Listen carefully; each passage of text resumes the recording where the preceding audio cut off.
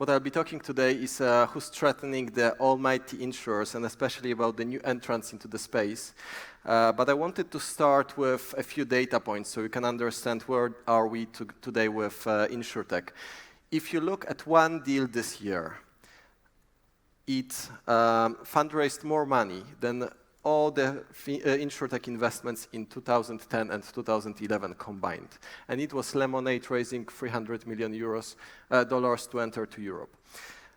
2014, when the InsurTech word was coined, till today, so 5 years, InsurTech investments quadrupled. And what we see is that actually the deals are becoming bigger and bigger, meaning that the space is becoming more and more mature. To put it into a perspective, we're still extremely behind fintech investments. InsurTech is around 10% of all fintech investments. And to put it into another perspective, in Europe since 2014, so 5 years, there was 1 billion euros invested in InsurTech startups. 1 billion euro is a one-year IT budget of AXA France. And despite these investments, there is still so much fat in insurance, you need to burn it. So you have a lot of problems across the entire value chain. I'll be talking about distribution for two reasons. The first one is majority of startups today in the space are actually doing insurance distribution. It's 50% today. 2 years ago, it was 75%, and we're actually quite happy that people are moving away from this. But then what are these startups doing? They are trying to get rid of the middlemen. They are trying to help digitally obsolete insurers. They are trying to create more touch points. At the end of the day, they are trying to lower the customer acquisition costs. But there is a second reason to talk about insurance distribution, I guess a bit more human, is that, for me, and this is probably something we share, for me this is the middle of the summer usually. I'm waking up, sunny weather, warm outside, I'm looking into my calendar and I'm thinking, today is the day I need to meet my agent to renew a car insurance policy. And I see your excitement here, and it's not only you, me, but also a number of startups feeding and breathing on insurance distribution. So here you can see a few names from the French market. You may know Luco. Luco has just raised 20 million euros. It's doing house insurance like Lemonade. You may not know Valu, a startup which has just went bankrupt in France. And why I'm talking about them is because what they have to offer, from my perspective, adds very little to the space. They are offering off-the-shelf products of AXA, Aviva, PZU, whatever you wish. These products are nothing different than what is offered by the insurers. And actually, from the investor's perspective, they are coming to me with a pitch deck saying, hey, invest in us. 70% of our cost is a marketing budget. So I'm thinking as an investor, these guys want my money, or actually my investors' money, to be spent on the marketing budgets of insurers. It just doesn't make sense. But they seem to not understand one other thing. Agents and brokers are the blood of insurance industry. These are the guys who know you by name, who know how many family members do you have, who know what your daughter is doing, what are the risks you're holding, and when to renew your policy. And these insights are way more important than doing good ad retargeting or better Google ads. I wanted to show you Alan. Alan is a bit different story. This is the first company in France to have received insurance license in the past 30 years. They did it in 9 months. They've raised 75 million euros in the past 3.5 years. Today they have 40,000 customers. Is it a lot? If you look at 22 million customers of PZU, it's peanuts. It's a drop in the ocean. And I'm not saying this to criticize Alan. I'm saying this because I think it's a great company. I'm saying this to show you how it's difficult. And what Alan has actually started to do, you can see 2 jumps in the number of customers acquired. They started to understand the context of selling insurance, when customer will change his policy and buy. And we believe that with these insights, all the new brokers moving into the space needs to start creating contextual insurance sales. So let's look at what telecom industry has done. The dumbest thing. You're arriving to Katowice airport, you're arriving to New York City airport. First thing when you turn your phone on that you receive is a text message saying, buy 10 gigabytes of data.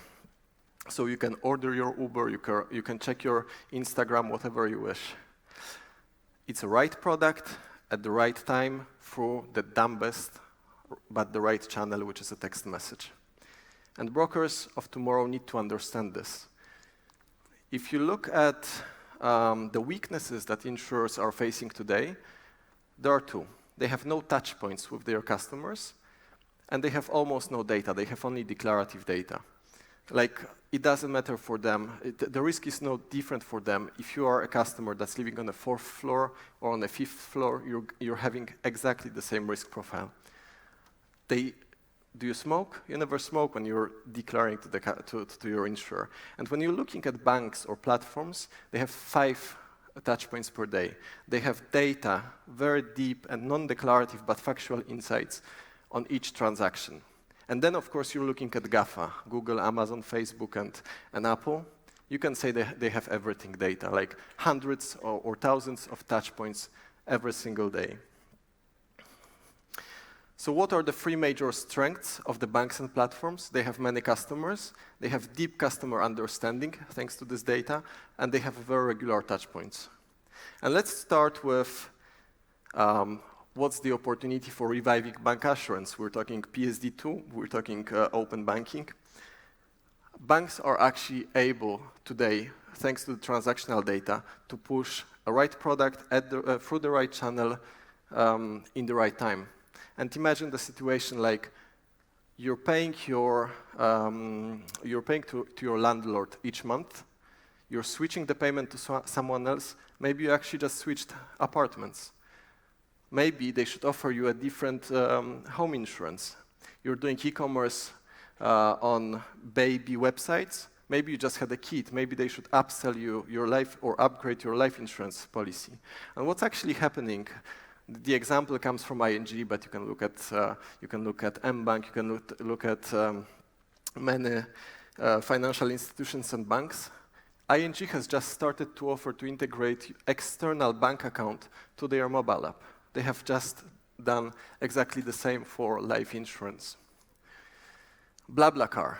We had a funny story. We were pitching Astorya as a fund for investors. We were in the boardroom in front of a board of a big French insurer. And we were telling to them, you know, guys, we're thinking that this is our investment thesis, that there are platforms coming to the space they want to offer insurance.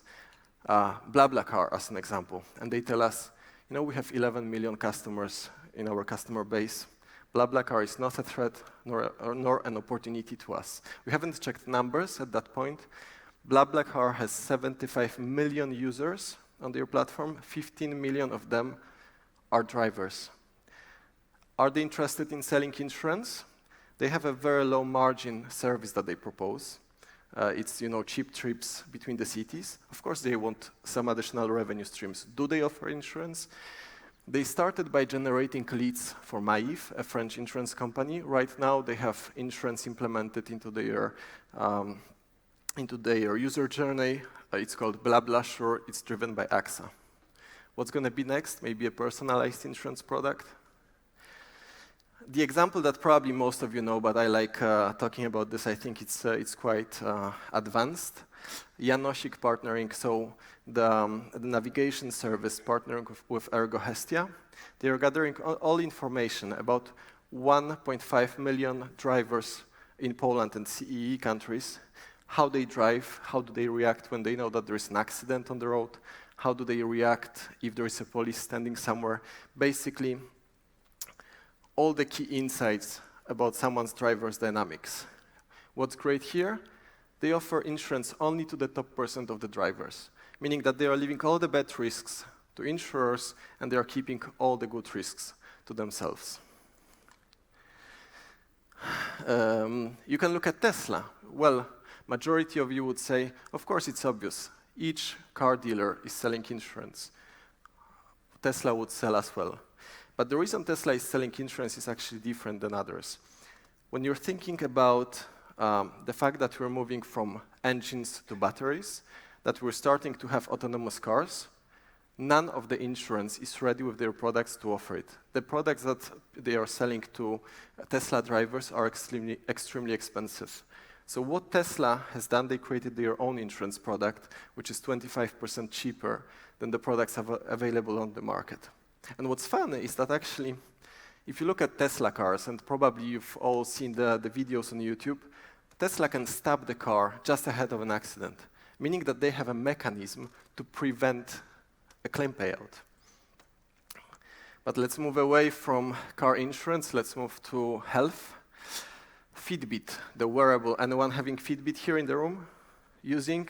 One, two, okay, not many people. Fitbit gathered 150 billion of hard data of people around the world.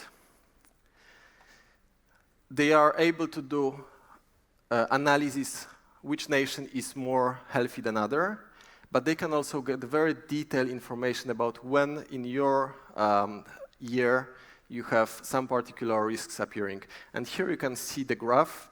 You can see the first thing happening, the person who was who was being analyzed, he started to use a treadmill. So you're basically working, you have your computer here and you're walking in one place.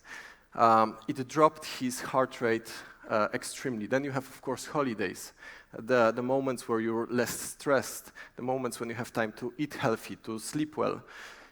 And then on the other extreme, you have kidney stones, or you have family reunions, Christmas, Thanksgiving, graduations. You're gathering your family around the table, eating grassy stuff, talking about the topics which are taboo, arguing, stressed all the time. This is putting you into the high-risk health group.